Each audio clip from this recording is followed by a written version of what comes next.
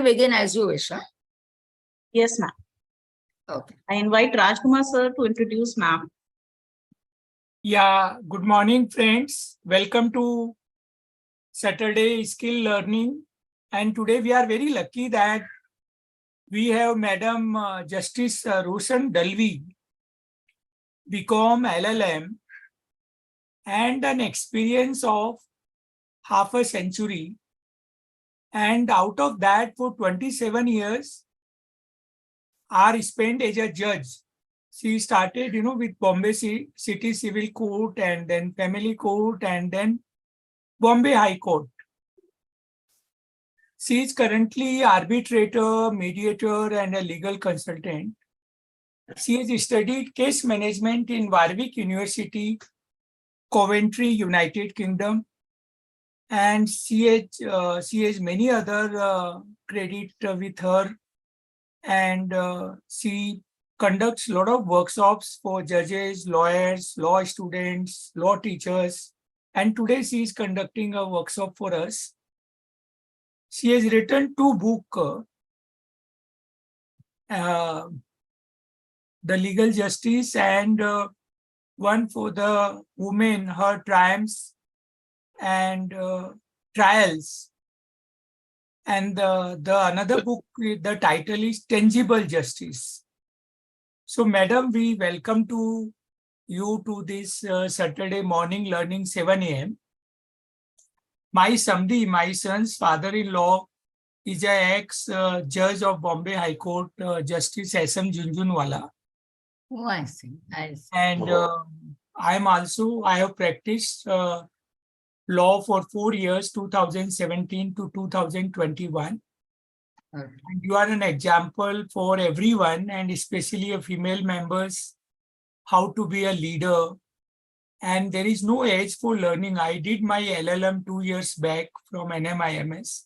Over to you, madam, because we are all eager to listen from you. Thank you. Thank you, Mr. Adakya. Good morning to everybody. I believe that in all the professions, we require management and business principles for doing the things smoothly and for having an edge so far as our competitors, our clients, or judges are concerned. Okay. So when I was asked to choose any topic, I chose this topic of business principles and ethics for chartered accountants mainly and for everyone in particular. I would like to go to my slideshow immediately. So, friends, you see that everywhere in the world, amongst the birds, bees, butterflies, animals, everyone has a leader and everyone manages. Now, can you see these birds in a V formation? We see them every time at sunset time, whenever we are on some vacation. And each bird takes a turn quietly and takes the entire flock home for the night. Then can you see these penguins? They huddle together because they require warmth in that cold Antarctic climate. This is a very good example of a business principle of team management. It is between a monkey and deer. In the jungle, they live together. And when the leopard comes to kill the deer, the monkey gives out a yell.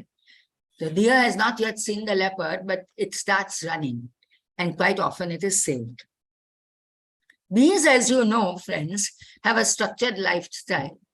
And the scientists have said that if the bees go out of our biodegradable system, the entire world will collapse within 100 years. These eagles, their strategy of management is to hunt in pairs. They have very good eyesight. They are far away above the clouds and on mountain tops. And they scoop down into the river or the lake to catch fish. Ants, as you know, work in summer for the winter time. Whales communicate over long distances underwater. And all this is the effort of teamwork. And friends, it is one of the business principles that I'll talk about. Team stands for together each achieves more. TEAM. Okay. So the ambit of any business or profession is of two types, procedural and substantive. In whichever business, even for example, surgery of doctors, certain things are procedural to be taken care of, certain things are substantive, which an expert would know. And they require, again, two things. One is infrastructure, the machines, the equipments, etc. And the other is sensitivity.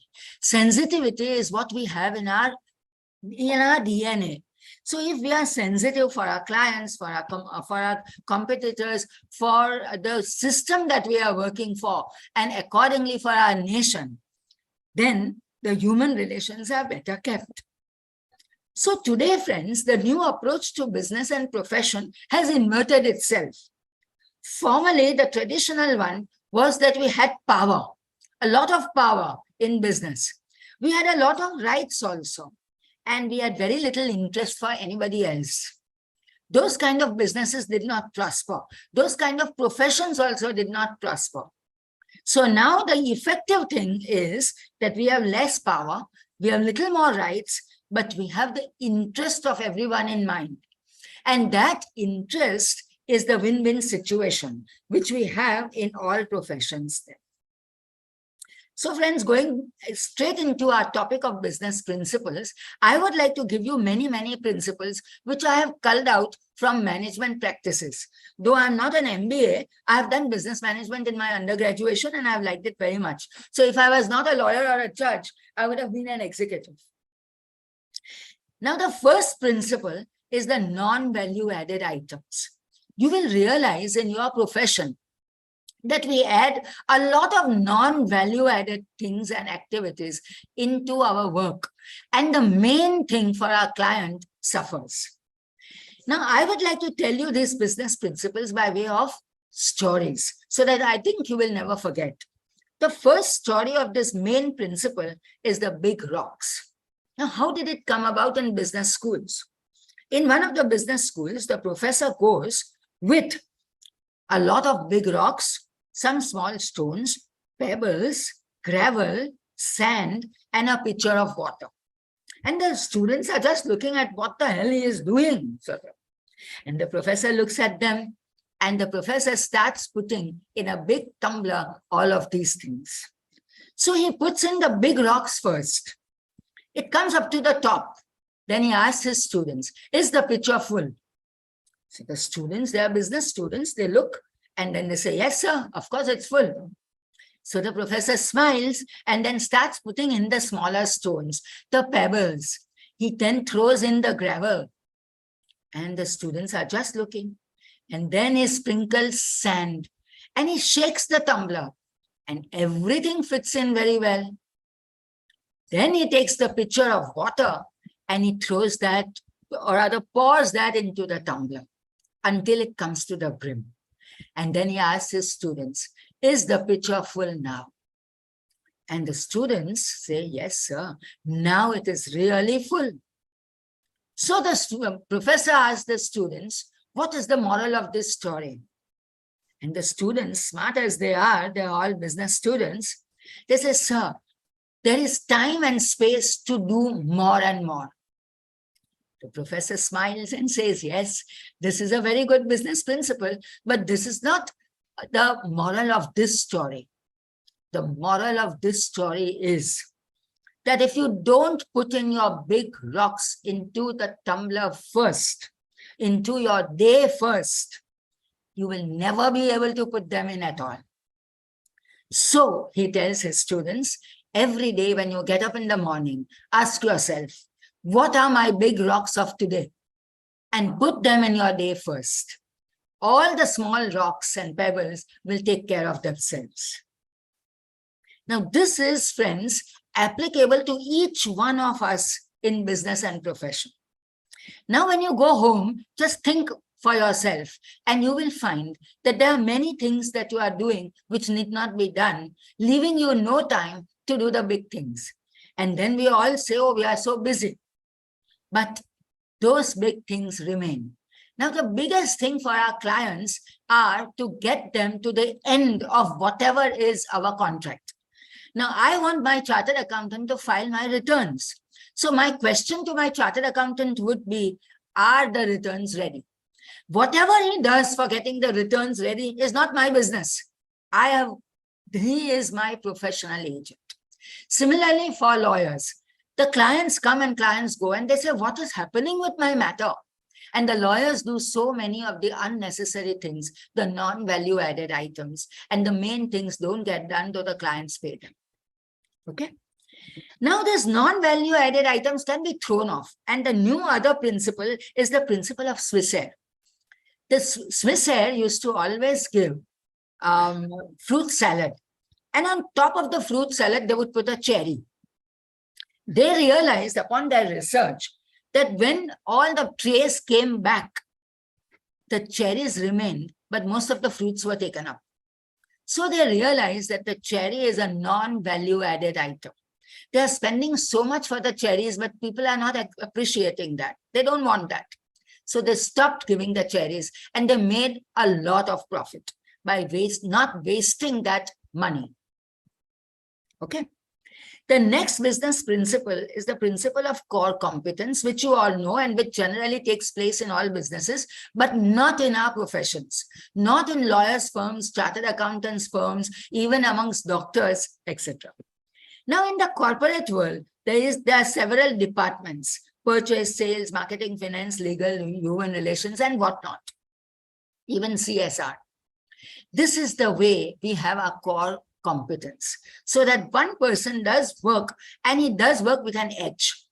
Now, even if you have, for example, there are some auditors, there are some chartered accountants, there are some chartered accountants who do only adding up and subtracting, but there are some who listen to the clients and give advice on how and what to do to evade tax. Now, these core competence must be found out and we must live with that. In your life, where you don't know what is the difference that is making the difference. Okay. Then comes the third principle. Can you hear me, friends? Yes. Okay. Then the third principle is the principle of time management.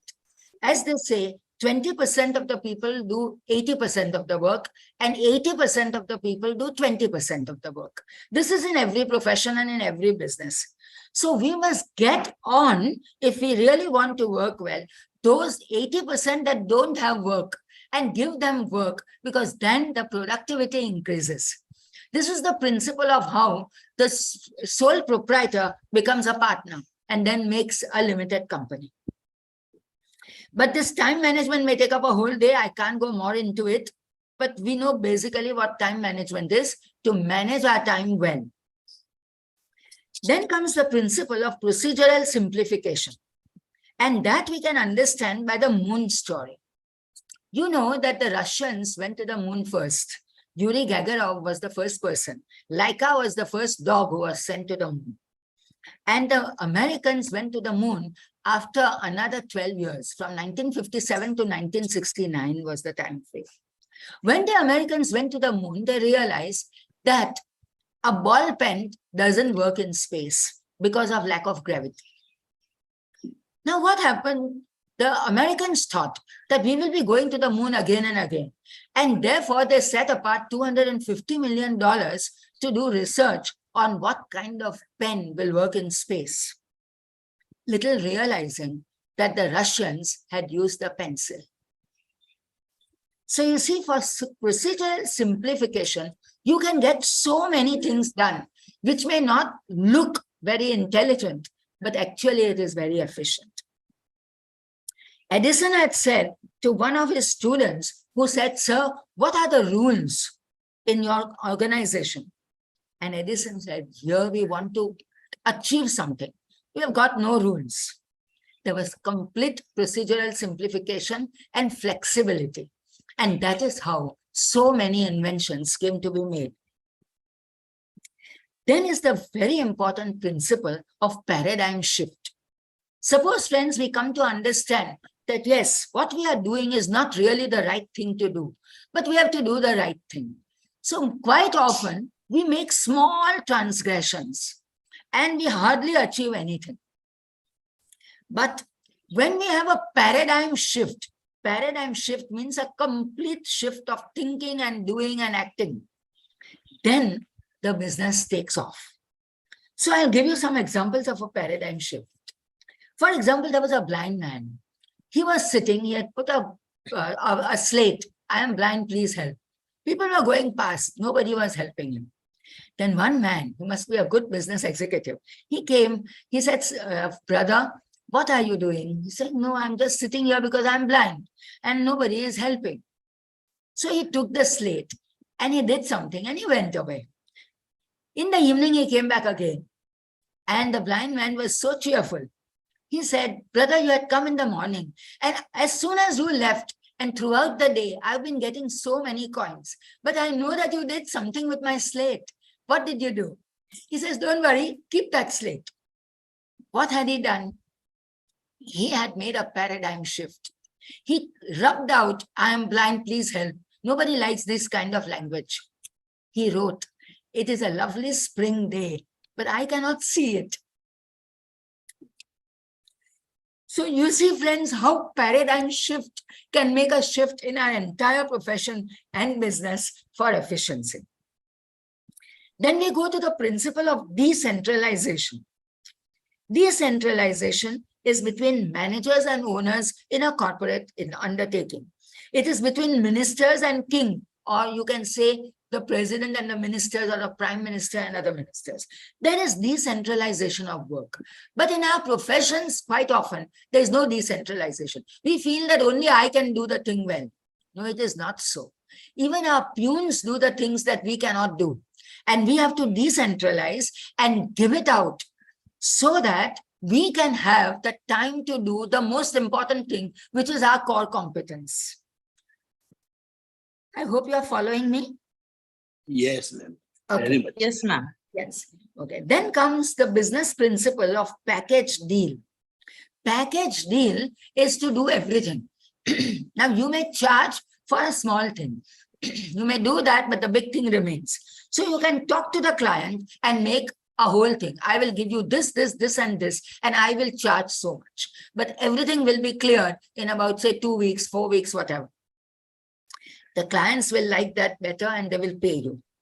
So they say, make money by doing good. You can always make money, but don't make money by doing bad things or by doing needless things and just extract money from the clients. That is what I tell my lawyers and judges friends. Now, the example for this is the example of tourism. You will realize, friends, that about 20-25 years ago, when we had to go abroad or even in India, we told the tour agent, we all had tour agents, and told them to book the tickets. And we used to get those hard copies, you know, of copies and one copy for ourselves, etc. I don't know if you remember that or if you're too young, but I used to have it. Then the tour agent said that we will book your business also, I mean, your flight also, and we'll book your hotel also. So we said, okay, book. Then he said, we'll book the taxi also from the airport. I said, okay, book. And then they said, we'll book your entire tour. So it was extremely good for professionals and businessmen who are very busy. And they said, okay, we've got this budget and so many days. Make a tour in America, make a tour in Russia, whatever. And everything was done. This was a package deal. The tour agents started doing much more and charging much more. But the people were willing to pay because they could make their money because they had the time in their profession where they had core competence. Okay. Now, of course, we can do everything online, but we can always decentralize and tell somebody who can do this work better for us. Then comes the principle of OODA loop. OODA is observe, orient, decide, and act. In everything that we do in our profession and business, we have to do these 4 things. So there are rapid decisions to ensure success. Now, this John Boyd was an American researcher in the army, in the military, you can say. And they realized that their fighter jets were doing far better to bring down the Soviet planes. This was in the Cold War era, in the 60s, 70s, etc. So they wanted to find out why it is so. And so many of the aircraft managers They said that because of our training, we train our pilots so well that they bring down the Soviet planes. But John Boyd was not satisfied. He did more research and he found out by the way of observing and then orienting that the American planes are not faster than the Russian planes. The Russian planes are faster. The Russian planes can go higher. That is the Soviet at that time, Soviet planes. But the American planes are very good at changing their strategy. So when they go up and they quickly come down and they take the Russian planes, that is their forte A. So he decided that this is our act and we have to keep in mind that we act in this because that is our real edge. So this was the beginning of the OODA loop in all other business schools. That is what all business people are taught. Then comes the business principle of sharing best practices. Now, this is a very good example of sharing best practices. When you come in the early morning hours at 7 o'clock in the morning after your yoga, you are extremely active. This is the time when you can learn, when you can think, when you can read and you can absorb. Okay. Now, these are the best practices that you are sharing of everybody else. And I hope my practices are good enough for you. Okay. So we emulate the habits of the most successful people. Now, this principle is in find waste and observe waste. One business manager goes to a new company and he finds all the posters, stop waste, etc. Nobody is stopping any waste. There was a waste of paper, there was a waste of water, there was a waste of so many resources. So he takes down all those posters and he says, find waste. So everyone looks and says, I have to find where is the waste. And they say, yes, it is in paper, it is in water, it is in all of those other things. Then he says, okay, now avoid that waste. So people begin to understand by his sharing of good practices. Okay. Then comes the business principle of blame storming. Blame storming is not blame sharing. Blame storming is like brainwashing or brainstorming. That you have to find out by storming where the blame lies, not on whom the blame is. So you don't say, like, I'm not responsible. He is responsible because of that mistake. No, that is not blame storm. But when you find out and identify the problem areas, which clients are going away, why are they going away? Why am I not able to finish this job quickly? Then by doing that brainstorming, you will be able to make a paradigm shift. You will be able to give up the non-value added items, and all of those business principles can get you an edge in your business or profession. Then comes systemic challenges. Every profession and every business has got challenges today. Okay, so these challenges are in 3 circles. These are the circles of control, influence, and concern. The control is a very small circle. We have to make it larger. We can control certain things. We can come to our business place and say that the peon must come in the morning before we come. Okay, but that doesn't take us very far. Our circle of influence is larger. So we have that influence, and I don't mean influence like we use with our ministers to corrupt them. Influence is how we can work on with various people, with even say our neighbors in our offices also, to get things done. And then the largest circle is the circle of concern. That circle of concern will tell us what all to do and how the business principles, which I have already told you, can be applied to make that circle smaller, the circle of influence larger, and the circle of control at least as large as we can make it. Okay, so that is how they say that when the going gets tough, the tough get going. Then the next principle is the principle of single and double loop thinking. Now I gave you the OODA loop, but what is a double loop? Single thinking is only what? What have I got to do? 1, 2, 3, 4. Oh my God, it's too much. I don't think I can do 2 things. I can do only 2 things. This is single loop thinking. Double loop thinking is to ask us why and how. Why has this thing happened? Why should it not happen? How will it not happen? So it is the principle of goal versus the task. What is my goal? These are the 4 things I have to do. But my goal is what? My goal is to show all these 4 clients that I can do it. Okay. So you can change your task to reach the goal. Now, this, friends, you can understand also by a story or by 2 stories. One is the story of a painter. There was a king who had a good painter, and he used to paint all his landscapes and everything. Now, the king liked a particular vase, and he said, paint this vase the color of my room. The painter started to paint, but the material of the vase was quite different from the material of the walls. And the exact color did not come. And the king can execute him if he does not do the work as the king says. He was working with his son. They tried many combinations. Ultimately, the son was tired in the night and he says, Papa, I'm going to sleep. I cannot do this. But the man, the main painter went on to work, and he thought, this was his Ura loop. And he thought how he can meet his challenge. In the morning, when the sun got up, he saw that the vase was exactly the color of the wall. He said, oh, father, how did you do it? The father tells the son, I painted the walls. This was a paradigm shift. This was double loop thinking. Why am I not getting it, and what should I do to get it? I am mixing the colors, but I'm not getting it. That is not the idea. I must have another idea. And that was his idea. Okay. There's a very fine singer story of one of our sitarists. The sitarist tried and went to his Guruji, and he had to try out. The Guruji gave him the test.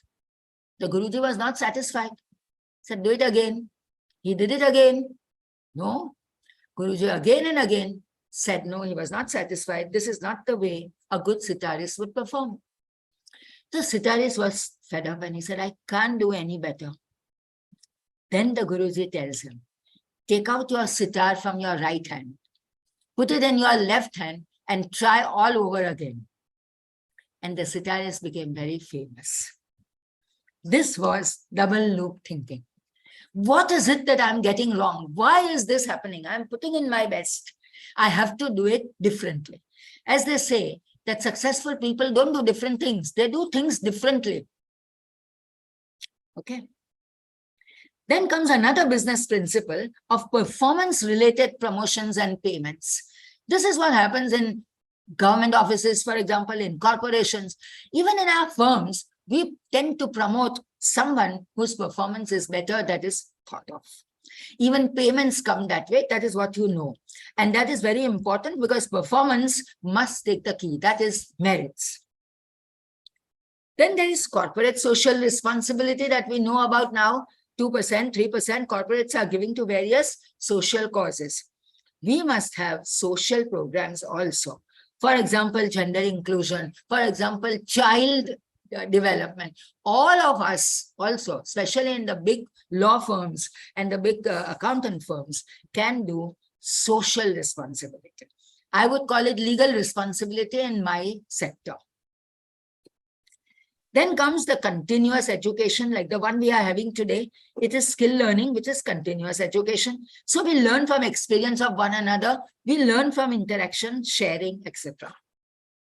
And the last is what I told you first, team, T-E-A-M. Together, each achieves more. So these, friends, are the business principles that will definitely improve your skills in business, no matter what business you are in, especially the lawyers and chartered accountants. Now comes the ethics part, because that we cannot forget. And in these ethics, I would say, are the 5 I's. And which would be these 5 I's? Integrity of work with our clients, with others, with the government, everyone. Independence of thought. Because we are in business, we are the bosses, we have to think independently and do what we think is right, and then fight it out. Industry is always what is required, because that enhances our skill and that gives us the experience. Interest in the work may come a little later, but unless we have interest in our work, we can't do better. and of course, the intelligence which is required. So these are the 5 I's for ethics and for our business up. Okay. So as they say, people forget how you did that job. Now the requirements for this.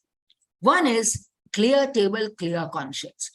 Whatever work that comes, start doing it immediately. It is like in an office, in a college. So many students don't work throughout the year, but they overwork in the last month and then they fall ill and they may not be able to give their exam. It is good that you do each day's work, make your notes and keep ready. Similarly, in our profession and business, take one thing at a time and finish it up. I was told about this lecture. So I immediately made this presentation and I said my presentation is ready. Okay. Then thereafter, many days went past and I had no pangs of conscience whether I'm doing the work or not.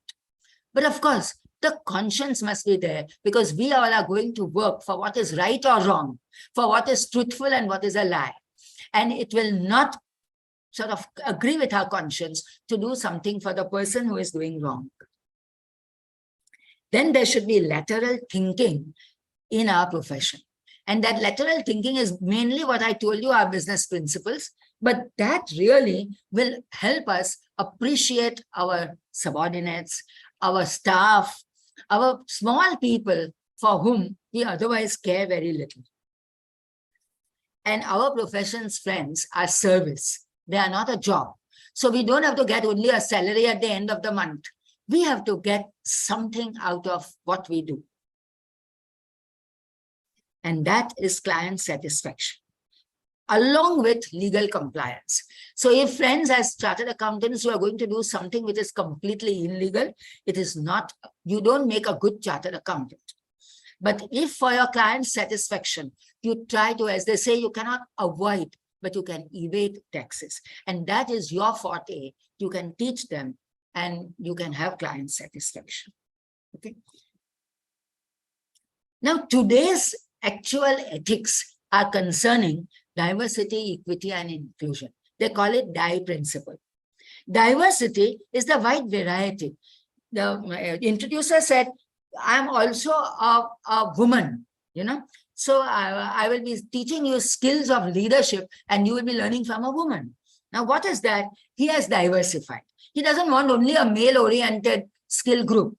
He wants women, he wants children, he wants various other people. So there is a wide variety in our business and we have to take care of that. Somebody who can do things differently. There is a lawyer's firm which is doing very well, and that firm has hired even a surgeon. There are so many things where equipments, etc., come into play in our arbitrations. And he says that this partner helps in all of those things. So that is diversity. And of course, diversity with equity. Equity is not equitable. Being equity conscious is not being equality conscious, because equality amongst unequals is discrimination.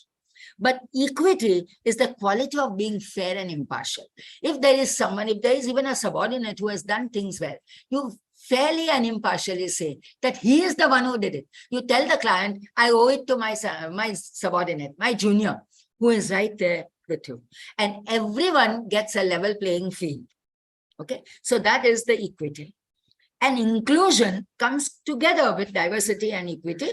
Because of diversity, you have inclusion. So you have a welcoming attitude. So you welcome everyone. There is a petrol pump where everyone is a mute person, a deaf mute. Now they say hearing impaired or whatever that new expression is. Okay, this is how somebody who owns a petrol pump has made an inclusion of these people. And under the law, under the Disabilities Act, which is of 2013, there is a provision of 3% of quota for all of these disabled people. And we can include them and you will find that they are working very well. Now there is a new system developed by Indians for blind people or the visually impaired people. And they don't have to refer to only braille text. They can do it on equipments and they are learning from school time. Now, they should be included in our business and profession. They will work as well as we do. Now, what is this ambit of de&i? Die. One is the color, as in US, the whites and the blacks and the browns and the greens. One is the caste, as in India. We think of our caste, but as they say, idiotic people will vote for their caste. The wise people will cast their vote. Okay? Now, when we are working with caste, as Dr. Ambedkar said in that roundtable conference, we have reservations, but these reservations must go on to what is the creamy layer. Okay, and the Supreme Court has said after creamy layer, no reservations, so that you give a helping hand to whoever requires it, and you include all castes in that, you include all tribes in that, and once you have to go for, you see the merit, and then you go in for your promotions. Then comes the class. We are class in class. We have untouchability, which is prohibited by the Constitution, but we should have education for all, and then merit for promotion. So that becomes everyone in a class. Tribes, as in Africa. Now, you know, in Rwanda and in so many other countries, now in Nigeria and in Niger, there are two tribes fighting against one another, and there is a lot of genocide. We must take all of these tribes. And then lastly comes gender. We call it Shiva and Shakti. In China, they call it yin and yang. So it is that Shiva and Shakti work together, and that teamwork is always good. And I'll tell you an example. When there was a global recession in 2007, and all the share prices fell, in America, they did research, which was called groupthink. And in groupthink, they found out that this was because the financial consultants were all men. So they thought in one way. But they realized that if the financial consultants were women also, they would have taken care of health, education, and all of those things which generally women do. That is their forte. And just the strategic business is the men's area. So when two people come together and they realize that even children, when they are working together, when they are doing their projects together, boys and girls, the projects come out very well, because there is the skill of thinking, there is a skill of creativity, both which comes into play. So that is really what we get from diversity and inclusion. So then there is diversity and inclusion, at least one woman director in all public companies, and that is working very well, they say, even in Germany.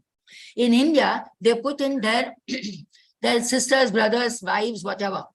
But soon they realize that those people are getting an edge. They are coming up. They are learning. They want to do the things themselves. Okay. So that is the fruit that we get out of that diversity. The technology sector today has got so many women. Now we have to reduce the disparity. The disparity which is in gender especially, and even amongst visually and other physically handicapped and mentally handicapped people. Now, this maternity absence in Scandinavia reduced the disparity amongst the workforce.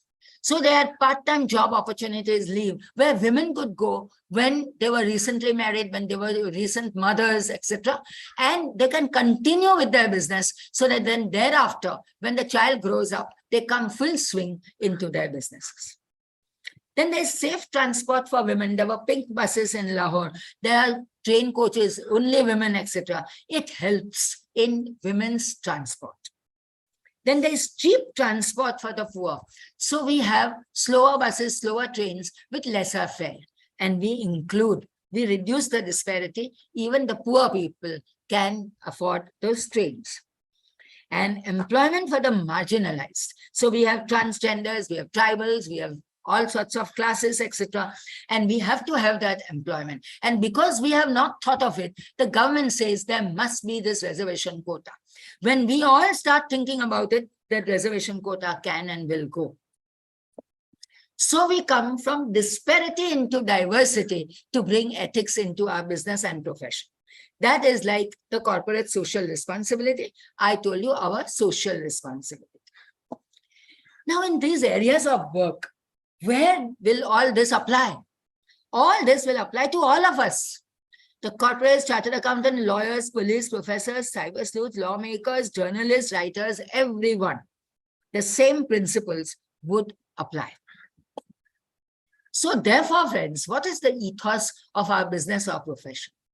We must have, for our ethics, the spirit of inclusion, the culture of understanding, the attitude of tolerance, the level of progress, and then we will get the atmosphere of peace and prosperity. Okay, friends, so this completes the business and profession ethics. Now, what will you do for that? You will require training in law, sociology, psychology, counseling, etc. For you chartered accountants, the training would be perhaps in chartered accountancy, sociology, perhaps not psychology, but counseling.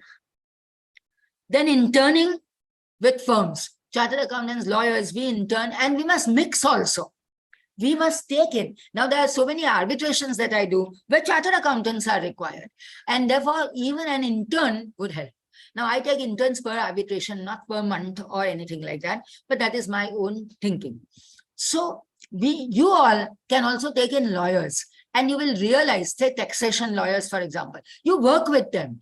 There are retired judges who are taxation lawyers, and you can work with them, and you can have inclusive work culture. Even sporadically, if you do that. Then there is practical work to do. In practical work also, we require principles, the same principles of ethics. In client counseling, those are the principles that will guide us to counsel them. Now, when I counsel people, when I do legal counseling, I see that I don't give any wrong advice. I tell them this will not work. Don't go in for that. There are so many suits that they file. So many petitions are there. And we have to find out which is the main thing that will help you. I said, why are you wasting time over filing affidavits in this petition? Allow it. Let it go to the other side. It is not going to harm you.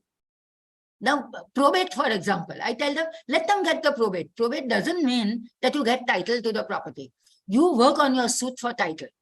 So you have to do client counseling. You can always make money by doing good. Okay. Then the last is the negotiation, facilitation, and mediation. This is a new principle. It is called mediation and conciliation generally. But this involves negotiation, and that will be useful for you. You mediate.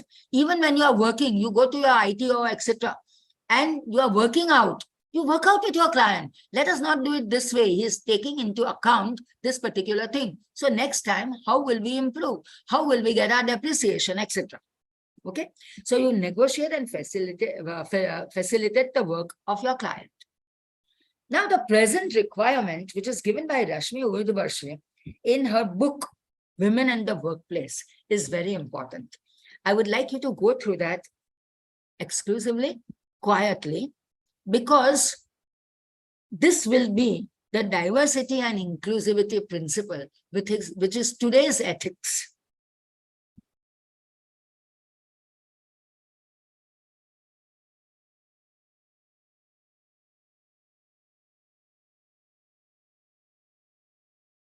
Okay, friends. So what I would say is that the best 10 two-letter words are, if it is to be, it is up to me. Each one of us can do this, and each one of us can contribute to the skill in our professions. Thank you, friends. Thank you so much, ma'am, for sharing all your wisdom with us. It was pleasant indeed to learn from your sides, and we open the floor for questions that you can ask, ma'am, can learn more, or put on your queries, whatever you hold in your mind. So anyone can come forward and mute yourself, or you can put your questions in the chat box as well. Shivani, you can look up the chat box and tell me the questions. Yes, ma'am. I'm just checking. Because my presentation refuses to go away. Okay. I've got you. I've got you. At least No, now. I liked your sentence, the last one. It is, if it is to be, it is up to me, and definitely we all must take responsibility for our lives, and whatever is, it is just because of us only. The choices we make shapes us, our present, and the choices we are making today will shape our future. Yeah, Sujata. You can unmute yourself and ask the question to ma'am. Happy morning. It was a wonderful presentation. I have a question for you. See, when I'm a chartered accountant, so I have a team of about 20 members. Few of them are women. So when we want Three to of them are women members, women. yeah, Okay. women. So I do encourage them to come up and take, promotion, and I want them to elevate and come to the next level. But when it practically comes, they come out with a lot of emotional baggage. When it comes to profession, they try to mix the profession and their personal life. So when we tell that, okay, this is office, this is profession, so please keep your emotions aside, sometimes it hurts. They feel that I'm more career oriented and I'm not addressing their emotional needs. In such case, how do we go about? Whereas if I scold men, scold in the sense, if I'm a little bit harsh on men, they don't bother, they take it lightly and move on. Whereas I'm not able to apply the same logic to another women. So that happens in all our lives, in all our professional lives. My book, Women, Her Trials and Triumphs, is on that. If you read chapter 3, in that, it is the answer to this question, actually. But what we do is we have to slowly and steadily, that is emotional intelligence, actually. The EI, that is very important today in our businesses, as much as IQ. So the EQ. And slowly they will learn, because it depends upon their age, their upbringing and everything. And slowly they would come out of it. And this is really what happens with so many women, and it lives with them for their lifetime. But nowadays, people are coming forward so that they have a particular phase in that life, Like, for example, when they have children, you and I also did that. We put our children before our career. yeah, Correct? correct. Of course, I don't have children, I have a child. Only one child, and that was more than enough for me. So when we do that, there are times when we have to make this paradigm shift, when we have to think about what we are going to do with our profession. For example, when I was a lawyer, I had to go everywhere. I had to go to the Supreme Court, etc. I thought I now can't go to Delhi. So I gave that up. Then I said, I can't go every day. So I was going, and I was keeping 2-3 matters on one day and going, when I used to keep my child with my mother-in-law or my mother, or things like that. So there are the ways of burning up. Then I thought that I'll do journals. That time it was 1985, and those law journals were just coming up in digital form. So I learned computers, and I wanted to do that. In the meantime, I got an offer to be a judge. So I left that. Now, today we have got so many journals, nothing of which I have done, but I could have done something.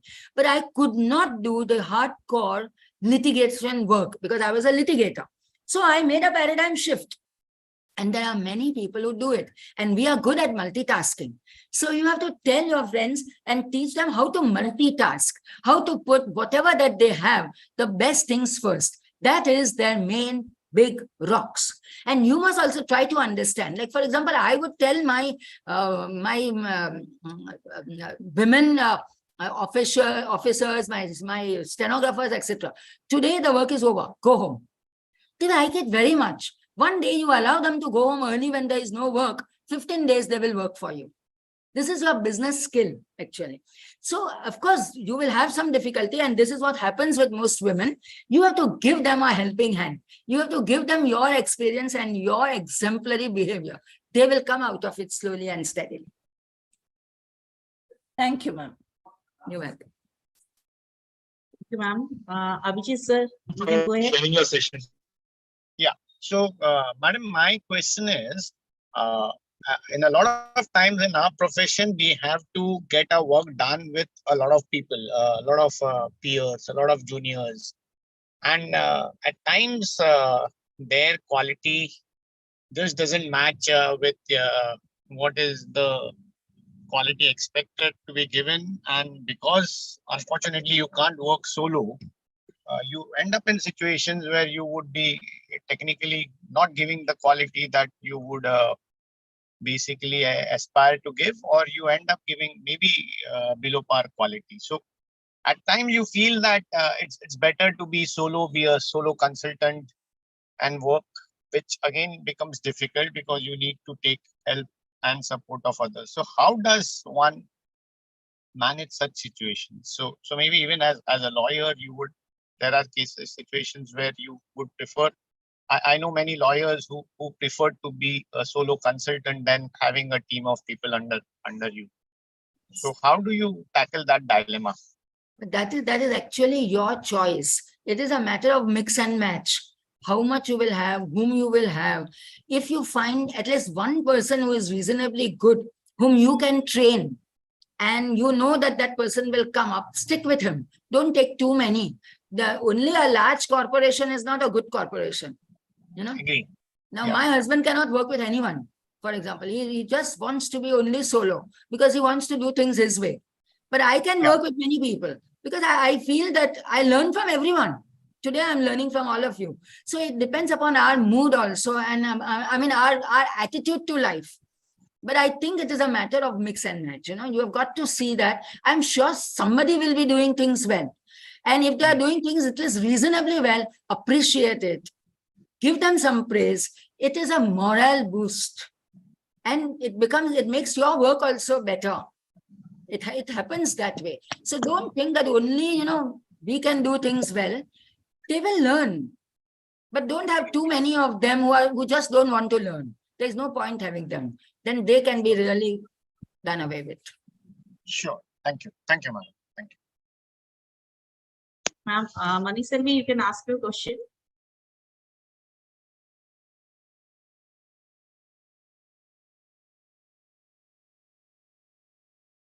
Maniselvi, would you like to ask the question?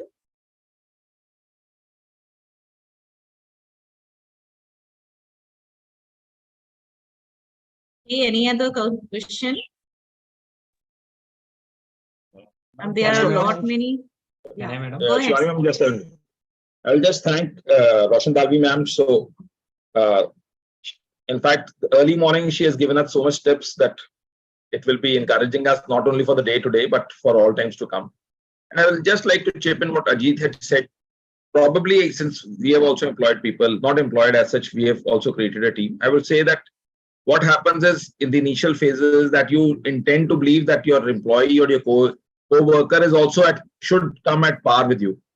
But I personally feel that after some years, you feel that if he had been at par, probably he would not have been working under you. But it is only once you encourage him that he tries to come and emulate you and brings the best out of it. Just like we did one of the sessions. Just like a captain of the team, he brings the best. Like we have seen Dhoni brought Harbhajan Singh, Yuvraj Singh, then Saurav Ganguly brought his teams, again Rohit Sharma. It's always how you encourage and you inculcate the best of the things. And ma'am, it was such an insightful session that words fall short for that. And Shivani and his team with Dani and all, they have always been bringing good speakers to chip in for our future. Ma'am, I just wanted to ask while you were saying that there's a delegation. Some people believe that you should create a note that what has to be done forward in the morning and subsequently. Does it include even for the delegation part that if you write it down or jot it down, like just you told that you made the notes for this, that before they come to the office that we create some short note, 5 minutes coming prior to their joining the office, that what has to be delegated and how? What is your take on that? Yeah, that should be fine. It depends upon each one's way of working. It may be in the morning, it may be in the evening, for example, when your work is done and you come together and you decide for the next day. It is like we do kitchen management. We decide what things we are going to have to cook tomorrow for our cook, and we have to take it out. If we don't do that and we forget, then in the morning we are running helter-skelter, So that happens. But delegation is good. Decentralization is the real business principle. So you decentralize the work. Once you decentralize, you will have core competence amongst others also. And there are ways of doing it. There is one lawyer who calls all his juniors and hands over one brief to all of them. There are 5-6 juniors and they go to 5-6 different courts. And he decides, of course, which court he will go to himself. The result is that his work gets done for that day. But the juniors don't know anything about the matter. So when they go to court and when we judges ask them questions, they are unable to answer because they have never had that one brief for the whole time. You know, now if he had decentralized and given them one brief, this is your brief, and you work on it until you get the order, this man would have done better. But the senior doesn't want them to come up, doesn't want them to do it. He only wants his work done. So there are different ways, you know, and these juniors will sort of not really gel with that senior and will go away after some time.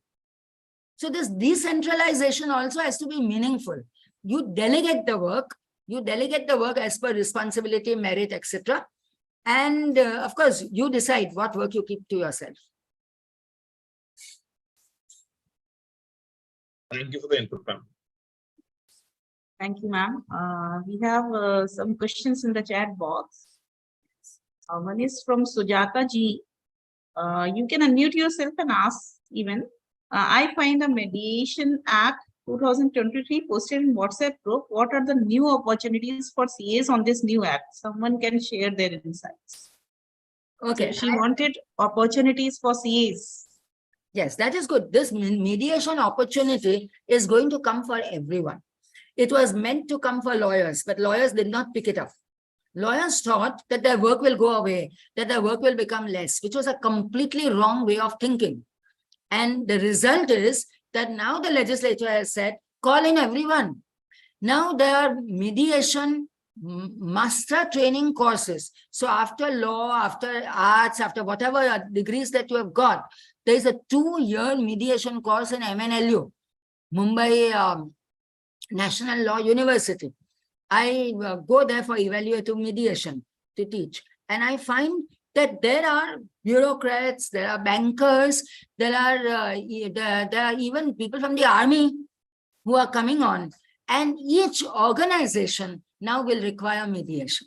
So just as we have, for example, POSH, the Sexual Harassment Act, in every organization, we've got to have it. In mediation also would come in every organization. And everyone would be able to do it, not only lawyers and chartered accountants and retired judges or things like that.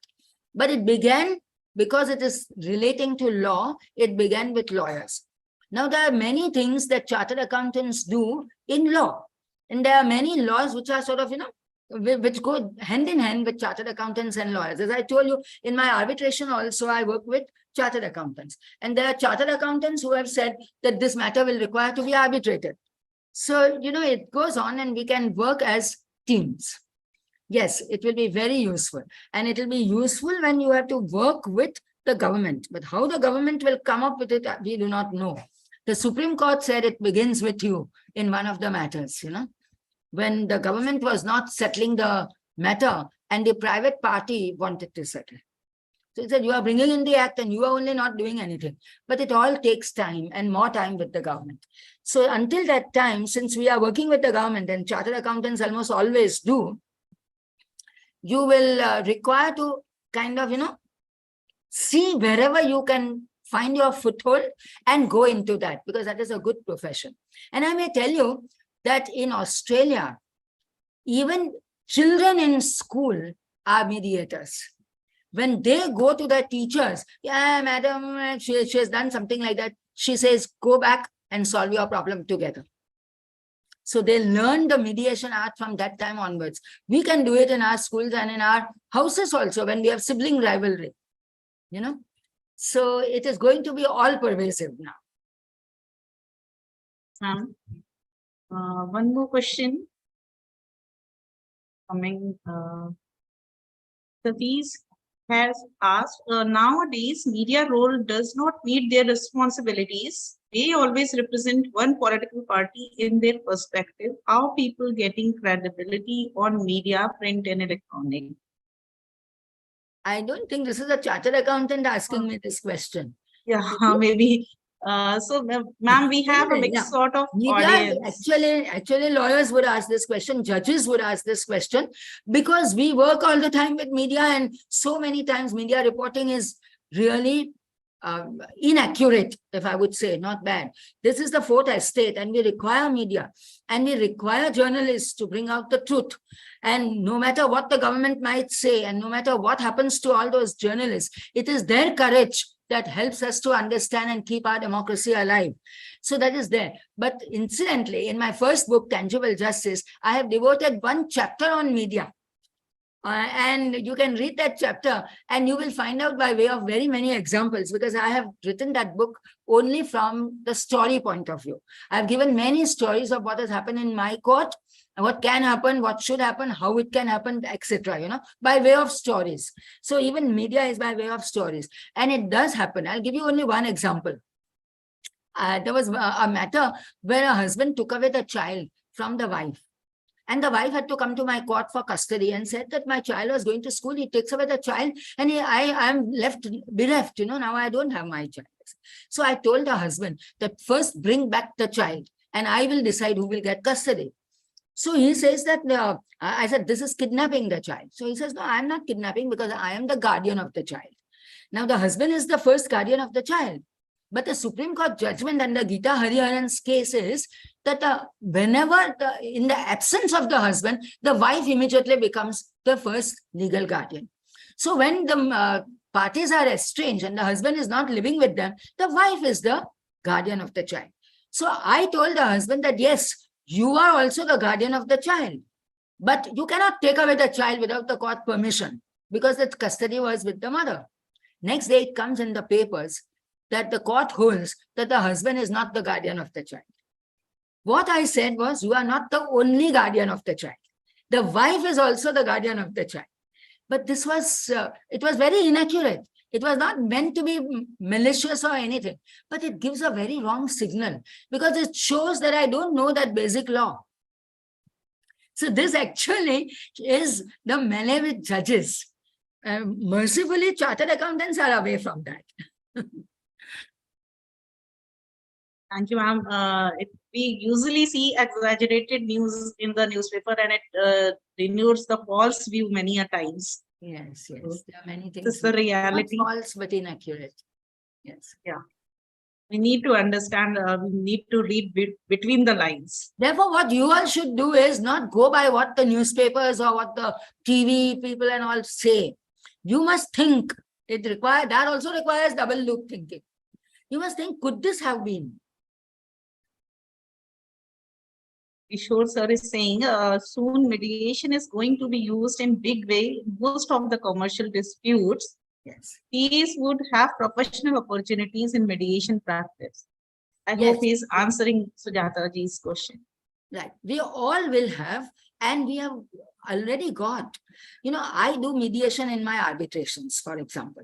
Now, how I do it is, when I get an arbitration matter, I don't go into mediation, go on, settle this, that. No.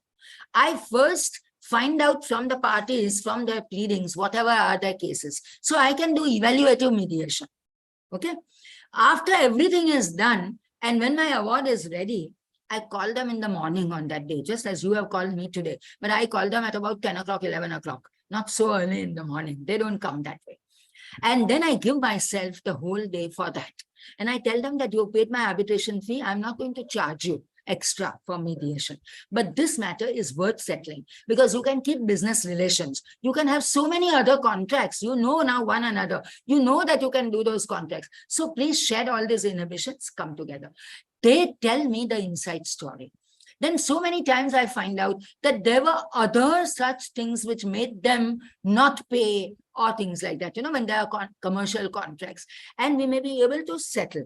But in one day that I give them, they may not be able to settle. But I start the germ of settlement. Now, when I give my award, so one thing is over. Now, when I give my award, one party will go for enforcement, another party will go for challenge. At that time, they are going to meet. And then they will think of the last thing that we have done. So this is how mediation can be taken. It is called Med-Arb. It is very, very prevalent in Canada, America, UK, etc. They do a lot of Med-Arb, and they do a lot of Arb-Med also. So arbitration is first, and then they say that if we cannot settle, mediation is first, and if they say that we cannot settle, you become the arbitrator, and you give the award. So everything gets over. This is what I have done in one of the matters. In one day, we finished the arbitration because people wanted to settle. There are two big companies and they wanted it for their own business purposes. So they came and we created many options and we got the solution. That is called POS. Problems, options, solution. Thank you, ma'am. And thank you for sparing your morning precious time with us. So we are into learning and we invite various speakers to learn on different aspects. And we look forward to help you all into your growth journey. As well as, ma'am, you can drop your book links as well as your PPT with me so that I can share with the community. Okay, I will do that. But I may Yeah. tell you that both my books are e-books. So if you go on Amazon.com, you will get them. And Yes, ma'am. And e-books are cheaper, and now everybody kind of likes it and reads it. So you can take that. Thank you. Those books are cheaper there. But I will give you the names you have got. I will Yeah. send. Okay. Thank you, ma'am. Thank you so much. And thank And of you course, there are everyone for paperbacks attending. also. Paperbacks also on Amazon.in. And Okay, e-books ma'am. are much, much cheaper. Definitely. Okay. Thank you, Madam, friends. Thank we've you been so doing much. this every Saturday, but this is one of the best I've had. I liked it very much today. Thank you very much. Thank you. Thank you, sir. Good day. Have a Can you nice start my day. video, And all madam? the best. Shivani Pardon? ma'am? Pardon? I'm asking Yes, Shivani sir. ma'am to start my video. Okay, okay. Yes. Okay. I cannot see. I can see only 4 people. Oh, yes. Okay. Thank you, sir. Good day. I Actually, hope I had it left so helps. she had to close my video. It was my mistake. Actually, sir, I closed it intentionally. Yes, you have to. I know. Understand. Thank you. Good day. Okay, Have a nice so day and it's all the great best. to all of you. meeting everyone on every Saturday and learning from each other's wisdom. We look forward to bring best of the best speakers from across the industry. And we move forward with a vision to help you all in your growth journey. And we bring, we are conducting these sessions free of cost, and we are planning to bring some paid courses as well for you all. So stay tuned, and definitely we all are, and when we get the feedback, especially the one I get from Miss, I just forget the name. Yesterday I shared in the group. So these kinds of realistic feedbacks definitely push us to move forward and make us feel belong that we are doing the right job, and we can continue this initiative, and let's make it a big platform for learning and And growth of everyone. one thing more, madam, the story that you told us about the rock and stone and grit and water and pitcher, you gave a very good turn to it. It was always, family pehle aati hai, then this comes, then work comes, and all these things. You gave a very different aspect to it. That was And fantastic. that is used. Somebody asked me, the lady asked me, the Rasika, whoever, that she has problem with her women students, with her women subordinates. Yes. And this big rocks is what women know how to keep when they have to come up in their business and profession. Okay. It's because we always multitask. You men don't do that multitasking much. Yes. Okay. Kishorji is Thank saying you. that You can he has also just multitask because when you share it with your wife and when your wife comes up, you will feel as happy and as proud as she would be. Okay. Thank you. Good day. Good Until- day. thank you, ma'am. Have a nice Thank day, you. everyone. Thank you. And Kalpana is saying, having no words, what we are getting every Saturday. Thank you, Kalpana. That's good. That's a for these very good words. And initiative of yours. Ma'am Kishore sir has written, he has just ordered tangible justice. Okay. It is all because Shivani ma'am brings some good speaker every day, every And Saturday. I don't know how. I don't know how. Okay, my book Tangible Justice is mainly for people who are related with law, lawyers, With law, judges, law okay. students, law professors, and litigants. But others may not know. Your chartered accountants, of course, I had not counted them. But my second book, Women, is about everyone. Now, one gentleman tells me, no, my wife is a professional, my wife is doing everything, so I don't have to read your book. I said, okay, don't read. But I know that that book is meant for him also. Definitely, ma'am. Books are meant for everything, and many a times we judge wrongly with the cover, that this book is not meant for us. And that's why I tell about what Every book holds at least 1 or 2 points that can really change our lives. Correct, absolutely. And my book, you can open any page on any day and read it, because there are separate stories in both the books, and for the women's trials and triumphs of women. It's so inspiring because it inspired me. So I thought it'll inspire somebody else. I can't put in everything, but I'll put in a few good examples. Okay. But madam, the way you present today, you said stories. It is a very nice way to tell. That is how I've written my books also. Great. And I always like it that way. I learned it that way. And this is what they do in business schools. They don't do it for lawyers and chartered accountants and all of those, So our training becomes very boring. Yes. We learn through case studies, case law. Yes. We learn. Yeah, exactly. Even we do that. But those are stories. Hello, madam. I want to say something. Yes. First of all, Roshan madam, you were just absolutely fantastic today. And as Haresh ji said, you have been the best till date, no doubt about that. 2 learnings I have taken from you. One is that anything meant for the women is actually on the women. No, I didn't get you. All about anything the Your meant voice for is cracking. Narendra ji, your voice is Your cracking. voice is cracking, sir. anything meant for the women is. I will repeat if my voice is clear now. Okay. Oh, yes. No, I'm saying. No, your voice is cracking. No, I can't hear it's you. still said cracking. You can write in the books, chat which box, is sir. actually on the cover. It is for. Okay, I will write. Please. Yeah, because your voice is cracking. Taking badly. So Harikishan Navalji is saying we are getting good things from different angles. We feel happy on Saturday morning. Thank you, sir.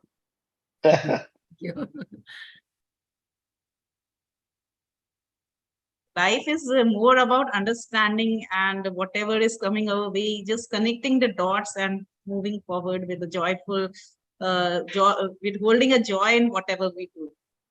Yes. Very good.